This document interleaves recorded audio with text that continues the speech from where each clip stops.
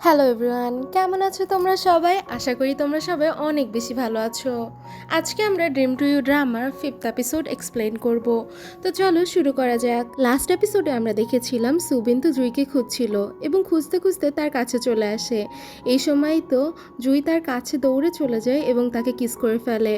কিন্তু পরবর্তী মুহূর্তেই তো সে তার ভুল বুঝতে পারে এবং সেখানে সুবিনকে বলে আম সো সরি, আমি ভুলবশত করে ফেলেছি, এবং অকওয়ার্ড হয়ে সেখান থেকে পালিয়ে চলে যায়। কিন্তু সুবিন বাড়ি আসার পরেই তো জুইকে বোঝানোর চেষ্টা করে ইটস ওকে, আমরা ছোট মানুষ নাকি যে নিজের ফিলিংসের ওপর কন্ট্রোল করতে পারি না। তখন জুই বলে আরে না, আমরা সারাদিন একসাথে থাকি এবং স্ক্রিপ্টেও কিস সিন আছে, সেই জন্য হয়তো বা আমার সাথে এরকম হয়ে গিয়েছে, কি জন্য জানি তোমাকে না বুঝিয়ে কিস করে দিয়েছি। কিন্তু জুইয়ের এই কথা শুনে তো সুবিনের অনেক বেশি রাগ হয়ে যায়। সে তার রুমে যায় এবং বলতে থাকে ফার্স্টে তুমিই আমাকে কিস করবা আর এখন বলবা সবকিছু ভুলে যাও, এদিকে আমার ফিলিংসের কি। একটু পর সুবিন রুম থেকে বেরিয়ে এসে জুইকে বলে তোমার যখন নিজের ফিলিংসই কন্ট্রোল করতে পারো না, আমার সাথে 24 ঘন্টা কাজ করার তোমার দরকার নেই, তুমি তোমার বাড়ি চলে যাও। জুই তো এটা শুনে অনেক বেশি রেগে যায় এবং সে ঠিক করে নেয় সে বাসা থেকে চলে যাবে। এটা বলেই তো সে তার রুমে আসে এবং বলে সুবিনের বাচ্চা, আমি আমার বাড়িই যাচ্ছি আর তোর বাসায় কোনোদিনও আসবো না। এটা বলেই তো সে সেখান থেকে চলে যায় এবং দেখা যায় রাস্তার ভেতর সেখানে তার ভাইয়ের সাথে দেখা হয়। তার ভাই তাকে বলে তোমাদের দুজনের আবার ঝগড়া হয়েছে তাই না, তোমরা দুজন যে কখন আবার শোধরাবে তার ঠিক নাই। যাই হোক, সুবিনী আমাকে বলেছে ফোন করে যে তুমি আসছো, আর ওইদিকে মাও তোমার জন্য ওয়েট করছে, চলো। অন্যদিকে দেখা যায় জুইয়ের মা টিভিতে জুইয়ের ছোটবেলায় টিভি শোগুলো দেখছিল। তখনই জুই ফেরত আসে। ডিনারের সময় জুইয়ের মা জুইকে বলে তুমি সব সময় আমার এবং তোমার ভাইয়ের জন্য নিজের স্বপ্নগুলোকে বিসর্জন দিয়েছো এবং এই জন্যই তো তুমি তোমার ছোটবেলার ড্রিমটা ছেড়ে দিয়েছো। কিন্তু এখন থেকে আমি চাই তুমি সবসময় নিজের পছন্দ মতো কাজ করো এবং এই কাজে আমি তোমাকে সবসময় সাপোর্ট করব। এটা শুনেই তো জুই অনেক বেশি ইমোশনাল হয়ে যায় এবং সে সময় সে তো প্রায় কান্নাই করে দেয়। কিন্তু তখনই তার মা তো তাকে বলে আরে ভাই, এত বেশি ইমোশনাল হয়েও না যে তোমার মুখ থেকে তোমার নুডলসগুলো পড়ে যায়। পরের দিন সকালবেলা সুবিন সেই গ্র্যান্ডমার বাড়িতে যায় যার বাড়িতে সে ভাড়া ছিল। সে গিয়ে দেখে সে তো অজ্ঞান হয়ে পড়ে আছে, তাই সে তাড়াতাড়ি করে তাকে হসপিটালে নিয়ে যায়। কিছুক্ষণ পর ডাক্তার সেখানে আসে এবং বলে তার সেরকম কোনো সমস্যা নেই, তার শুধু একটা মাইনর হাইপোগ্লাইসেমিয়ার অ্যাটাক আসছিল। এটা শুনে তো সুবিনও হাঁপ ছেড়ে বাঁচে। তখন ডাক্তার তাকে বলে তুমি কি আমাকে চিনতে পারোনি, আমরা তো একই ক্লাসে পড়তাম আর তোমার সাথে আমি ভিডিও শ্যুট করেছিলাম। তখনই সুবিনের সব কিছু মনে পড়ে যায়। এরপরেই তো ডাক্তার আরও বলে যে তুমি সেদিন তোমার মায়ের সাথে যে রেস্টুরেন্টে খাবার খেতে গিয়েছিলে সেটা আমার ইনলসেরই রেস্টুরেন্ট, এবং তুমি যেই ছেলেটাকে অনেক বেশি ডিস্টার্ব করতে আমি তাকেই বিয়ে করছি। এটা শুনেই তো সুবীর অনেক বেশি শকড হয়ে যায় এবং তাকে কংগ্রাচুলেশন দেয়। এরপরে নার্স এসে ডাক্তারকে ডাকলে সে সেখান থেকে চলে যায়। পরবর্তী সিনে দেখা যায় হানা তো তার মায়ের সাথে একটি অ্যাওয়ার্ড সেরিমনিতে গিয়েছে। তার মা তাকে বলে তুমি অনেক লাকি তাই না, দেখো আমি কত ভালো মা, আই উইশ আমার মাও আমার মতো হতো। হানা বলে আমি এখনো মা হইনি, কিন্তু আমার মনে হয় তোমার মতো মা কেউই চায় না, যে নিজের ইচ্ছাগুলো নিজের বাচ্চাদের ওপর চাপিয়ে দেয়। এর মধ্যেই তো হোস্ট হানার মাকে স্টেজে ডাকে। সে স্টেজে উঠে স্পিচ দিতে থাকে।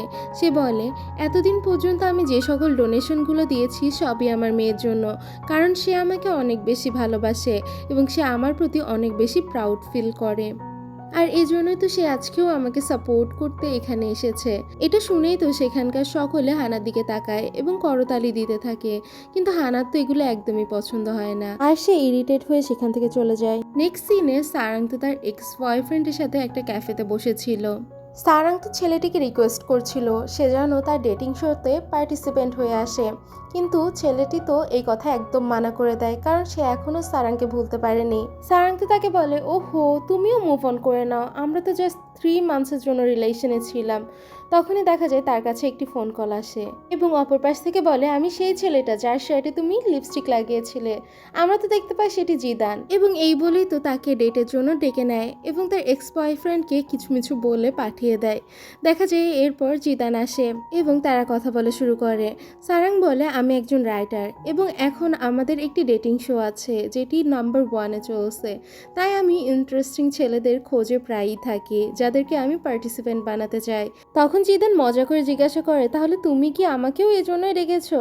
এরপর জিদান তো নিজের বিষয়ে বলতে থাকে। এরপর দেখা যায় তারা দুজন অনেক বেশি গল্প করে এবং অনেক বেশি ড্রিঙ্কস করে ফেলে এবং ড্রাঙ্ক হওয়ার ফলে তো তারা দুজন মারাত্মক লেভেলের উল্টাপাল্টা কাজ করে ফেলে, যা তোমরা স্ক্রিনে দেখতে পাচ্ছ। পরের দিন সকালে জিদান ঘুম থেকে উঠে দেখে সারাং তো সেখান থেকে চলে গিয়েছে এবং তার জন্য একটি নোট রেখে গিয়েছে, যেখানে লেখা ছিল কালকে রাত্রে যেগুলো হয়েছে সেগুলোর বিষয়ে ভুলে যাও আর আমার সাথে যোগাযোগ করার চেষ্টা করো না, কারণ আমি তোমাকে ব্লক করে দিয়েছি। এটা পড়েই তো জিদান সরাসরি সারাংয়ের অফিসে চলে যায়। সবাই তো তার দিকে হাঁ করে তাকিয়েছিল। তারা ভাবছিল এত হ্যান্ডসাম এবং স্মার্ট ছেলেটা কে। এরপরে জিদান তো সরাসরি প্রডিউসারের রুমে চলে যায়। প্রডিউসারের রুমে যাওয়ার পর প্রডিউসার তাকে সেই ডেটিং শোতে পার্টিসিপেট করার জন্য অফার করে। সে তো সঙ্গে সঙ্গে রাজি হয়ে যায়। এরপর প্রডিউসার তো সারাংকে ডাকে এবং বলে একে কন্ট্রাক্ট পেপার দাও এবং সাইন করিয়ে নাও। সারাং তো তখন মানা করে দেয় আর বলে আরে আগের সব পার্টিসিপেন্ট তো ফাইনাল হয়ে গিয়েছে। প্রডিউসার তখন বলে তুমি কি দেখতে পাচ্ছ না এ কত হ্যান্ডসাম, হট এবং স্মার্ট, একে আমরা কিভাবে ছাড়তে পারি? দরকার হলে এর ওয়াইল্ড কার্ড এন্ট্রি করে দাও। হ্যাঁ, এটাই সঠিক হবে। তখন সারাং কি করবে বুঝতে না পেরে সে তো সত্যিটা বলে দেয়। সে বলে দেয় কালকে রাত্রে আমি এনার সাথে নাইট স্পেন্ড করেছিলাম। তখন প্রডিউসার তাকে বলে এমনিতেও তো তোমার এর প্রতি কোনো ফিলিংস নাই। প্রডিউসার তাকে বলে এমনিতেও তো তুমি এখানে তোমার এক্সকে আনতে চাচ্ছিলে, সেই জায়গায় এ তো ফার বেটার অপশন। আরও বলে কালকে রাতে যা হয়েছে সেগুলো বাদ দাও, তোমরা দুজনেই সেই কথা ভুলে যাও, রাতও শেষ কথাও শেষ। এই বলে প্রডিউসার চলে যায়। সে যাওয়ার পর তো সারাং জিদানকে বলে আমি না বলেছিলাম তোমাকে আমার সাথে কোনো কন্ট্যাক্ট করো না, তারপর তুমি কেন এসেছো? তখন জিদান বলে নর্মাল কথা, কারণ আমি তোমার সাথে থাকতে চাই। এটা শুনেই তো সারাং তার সামনে কন্ট্রাক্ট পেপার রেখে দেয়। এরপর সে বলে এই দেখো কন্ট্রাক্ট পেপার, এখানে লেখা আছে এই শোতে পার্টিসিপেট করতে হলে তুমি না কাউকে ডেট করতে পারবা আর না কারোর সাথে নাইট স্পেন্ড করতে পারবা। এটাকে তো জিদান অনেক লাইটলি নেয় এবং সেখানে বলে যা হবে দেখা যাবে এবং মুচকি এসে সেখানে সাইন করে দেয়। পরবর্তী সিনে জুই তো সুবিনকে ফোন লাগায়, কারণ অনেক বেশি রাত হয়ে গিয়েছিল। সে সুবিনকে জিজ্ঞাসা করে সে কোথায়। সুবিন বলে গ্র্যান্ডমা অনেক বেশি অসুস্থ হয়ে গিয়েছিল আর সেই কারণেই তাকে হসপিটালে নিয়ে তাকে আসতে হয়েছে। জুই তখন বলে আচ্ছা ঠিক আছে, কালকে সকালে আমি তোমার সাথে দেখা করতে আসব। এই সময় তো হসপিটালে সুবিনের বাবা হসপিটালে আসলে স্টাফরা তাকে বলে সুবিন স্মার্ট হওয়ার পাশাপাশি অনেক বেশি কাইন্ড, সে সবার খেয়াল রাখে। সে যদি গ্র্যান্ডমাকে সঠিক সময় হসপিটালে না নিয়ে আসতো তাহলে গ্র্যান্ডমাকে বাঁচানো যেত না। এই বলে সবাই তার অনেক তারিফ করতে থাকে। কিন্তু দেখা যায় সুবিনের বাবা তো এগুলো শুনে অনেক বেশি ইরিটেট হয়ে যায়। সে বলতে থাকে সুবিন এখনো জীবনে এমন কোনো কিছুই করতে পারেনি যার জন্য তোমরা এরকম প্রশংসায় পঞ্চমুখ হয়ে যাচ্ছ। পরবর্তীতে সে গ্র্যান্ডমার রুমে গেলে গ্র্যান্ডমাও তো বলতে থাকে সুবিন আজকে না থাকলে হয়তো আমি আজকে বেঁচেও থাকতাম না। এটা শুনে সুবিনের বাবা কি করবে বুঝতে না পেরে মুচকি হেসে নিজের খেয়াল রাখতে বলে চলে যায় এবং লিফটের দিকে যায়। লিফটের দিকে এন্টার করতে দেখা যায় সুবিনও সেখানে ছিল। নিজের বাবাকে দেখার পরেই তো সুবিন সেখানে ফ্রিজ হয়ে যায়। তার নিজের ছোটবেলায় সকল খারাপ স্মৃতিগুলো মনে পড়তে থাকে এবং এই সময় তো তার এনজাইটি ট্রিগার হয়ে যায়। তার বাবা তাকে তখন বলে তুমি আমার থেকে পালিয়েও কোথায় গেলে, আমারই হসপিটালে। দেখা যায় বাইরে জুই তো সুবিনকে নেওয়ার জন্য যাচ্ছিল, কিন্তু তখন সে খেয়াল করে লিফট একটা তালাতে গিয়ে আটকে গিয়েছে। লিফটের দরজা খুললে তখনই তো সে সুবিনের বাবাকে দেখে আর তখনই সে বুঝতে পারে ভেতরের পরিস্থিতি কি হবে। সে ভেতরে গিয়ে সুবিনকে দেখে এবং দেখে সে নিচে পড়ে আছে। তখন সে সুবিনকে গিয়ে হাক করে নেয় আর বলে তুমি টেনশন নিও না, আমি এখানেই আছি। এরপরে সে সুবিনকে নিয়ে বাসায় চলে যায়। কিন্তু বাসায় আসার পরও তো সুবিন নিজের রুমে চলে যায় এবং রুমে নিজেকে অনেকক্ষণ ধরে আটকে রাখে। এরপর দেখা যায় জুই সেখানে আসে এবং বলে তুমি টেনশন নিও না, আমি তোমার সাথেই আছি, আমি তোমাকে ছেড়ে যাব না। এবং এটা শুনেও তো সুবিন অনেক বেশি শান্তি পেতে থাকে এবং সে মুচকি মুচকি হাসে। সিন শিফট হলে আমরা হানাকে দেখতে পাই যে তার সেক্রেটারির সাথে কথা বলছিল। সে তার সেক্রেটারিকে জিজ্ঞাসা করে আচ্ছা আমার অ্যাক্টিং কি এতই খারাপ? সেক্রেটারি তখন বলে আরে না না, আপনি কমেন্টগুলো দেখে নিজেকে জাজ করবেন না, কিন্তু আপনার রোম্যান্টিক সিনগুলোতে একটু কাজ করার দরকার। আপনার ইমোশনগুলো অতটা ফুটে ওঠে না, কারণ আপনি নিজে কোনো দিনও কাউকে ভালোবাসেননি। রিয়েল লাইফ লাভ থাকলে এগুলো ফুটে উঠতো। তখনই তো দেখা যায় হানা সোজাসুজি জিওনের কাছে চলে যায় এবং তার সামনে গিয়ে বসে পড়ে। জিওন তখন তার সামনে আসে এবং জিজ্ঞাসা করে তুমি এখানে কি করছো, আমার এখান থেকে যেতে অনেক টাইম লাগবে। হানা তখন বলে ঠিক আছে কোনো সমস্যা নেই, আমি তোমার জন্য ওয়েট করে নিব। জিওন তো তখন কাজে ফেরত যায়। কিন্তু দেখা যায় টিভিতে হানার শো চলছিল, কিন্তু কিছু লোক তার শো দেখে বিদ্রূপ করছিল। তারা তখন বলছিল কি জানি কে মেয়েকে অ্যাক্টিংয়ে নিয়ে নিয়েছে, এ তো অ্যাক্টিংই করতে জানে না, রোম্যান্টিক সিনগুলো এতটাই জঘন্য পারফর্ম করে, এ তো শুধু এর মার জন্য ইন্ডাস্ট্রিতে আছে, আর রোম্যান্টিক সিন করবেও কি করে, এ মনে হয় কোনোদিন কারোর সাথে ভালো করে কথাও বলে নেই। এটা শুনেই তো হানা সেখান থেকে চলে যায়। হানা সেখান থেকে যাওয়ার পরেই তো জিওনের অনেক বেশি রাগ হয়ে যায় এবং আচ্ছা মতো তাদেরকে বকা দেয় এবং জব ছেড়ে সেখান থেকে চলে যায়। এরপর সে হানার পিছু পিছু গেলে সে হানার সাথে কথা বলে যখন কেউ আমার সম্বন্ধে খারাপ কথা বলে তখন তো তুমি আমার সাইড নাও, কিন্তু তোমার সামনে কেউ খারাপ কথা বললে তুমি নিজের সাইড কেন নাও না? হানা তখন বলে ছোটবেলা থেকেই আমি এগুলো শুনে আসছি, তাই এখন আর নিজেকে ডিফেন্ড করি না বা এক্সপ্লেন করি না। এরপরে তো দেখা যায় তারা দুজন লং ড্রাইভে যায় এবং তারা দুইজন পরবর্তীতে হানাদের টেরেসে আসে। হানা জিজ্ঞাসা করে আজকের দিনেও এমন কি কোনো অ্যাক্টর থাকে যাদের সোশ্যাল মিডিয়া থাকে না? জিওন হেসে বলে আমার আসলে ভালো লাগে না। তখন সে মুচকি হেসে আবার জিজ্ঞাসা করে তুমি আমার প্রোফাইল কেন সার্চ করেছিলে? তোমার যদি কিছু জিজ্ঞাসা করার থাকে তুমি আমাকেই জিজ্ঞাসা করে নিতে, আসলে আমরা দুজন তো বন্ধু। হানা মুচকি হাসে এবং বলে ঠিক আছে, তাহলে তুমি তোমার সম্বন্ধেই বলো। জিওন তখন মুচকি হেসে বলে আমার পরিবারে মাত্র দুজন, আমি এবং আমার ড্যাড।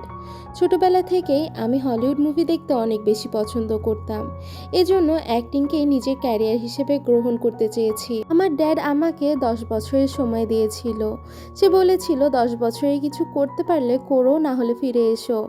কিন্তু এখন 10 বছরেরও অনেক বেশি সময় হয়ে গিয়েছে, কিন্তু স্টিল হাজারটা অডিশন দেওয়ার পরেও তেমন খুব একটা কিছু করে উঠতে পারিনি। হানা তখন বলে তোমার ড্যাড তোমার জন্য চিন্তা করে, এই জন্যই তোমাকে ফিরে আসতে বলেছে, আর at the end of the day তোমার একটা ফিরে যাওয়ার সেফ জায়গা আছে, কিন্তু সবার কাছে এই সেফ প্লেসটা থাকে না। তখন জিয়ন তো অবাক হয়ে যায় আর তাকে জিজ্ঞাসা করে কিন্তু তোমার মা তো তোমাকে অনেক বেশি সাপোর্ট করে তাই না, তাহলে তুমি কেন এমন বলছো?